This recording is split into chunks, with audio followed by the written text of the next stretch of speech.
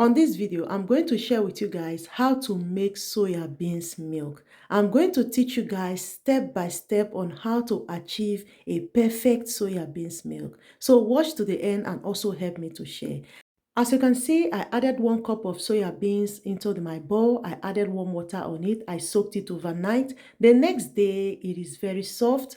So you can peel off the skin if you prefer, but I'm not going to be peeling off the skin because I don't have time for that job now. So I just rinse it out neatly. Once I'm done rinsing it, I'm just going to transfer it into my blender, and then I'm going to be adding the quantity of water that I need for this. Soya beans has a lot of milk on it. If your blender is too small, just manage to blend it, and you can add water after blending it before you sieve it. So I added the quantity of water I needed, and then I blend it very smooth. Make sure you blend it very smooth before you sieve it out so that you get all the milk from it. Next, I'm going to transfer it into my sieving net, and then I'm going to sieve it. So the water I used in blending was really small, so I added more water on it before I sieve it out. Now tell me where you're watching this video so that on my next video, I'm going to send you a hug. Today's special hug goes to Tony, watching me all the way from USA. Tony, thank you so much for always watching my videos. I really appreciate.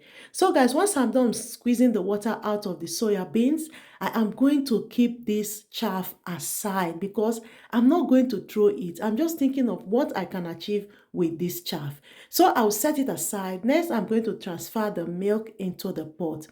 This process now don't need too much heat. Make sure you reduce the heat of your stove. If you're cooking with firewood or stove, do not set fire on it. You just need it to cook in a low heat. The reason why you're cooking it like this is to kill that bean smell you will be perceiving while drinking the soya milk.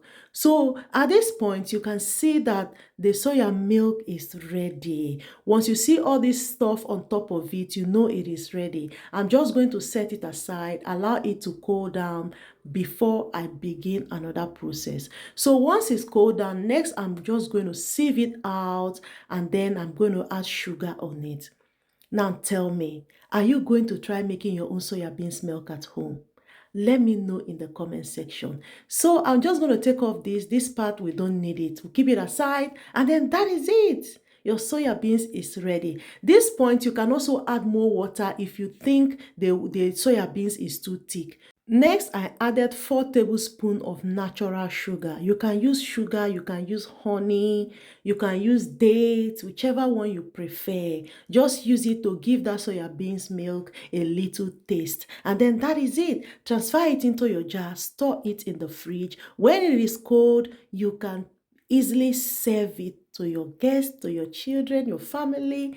Guys, this is one of the best milk you will ever try. It tastes perfectly like the one you buy in the market. All right, guys, thank you for watching. See you on my next one. Bye.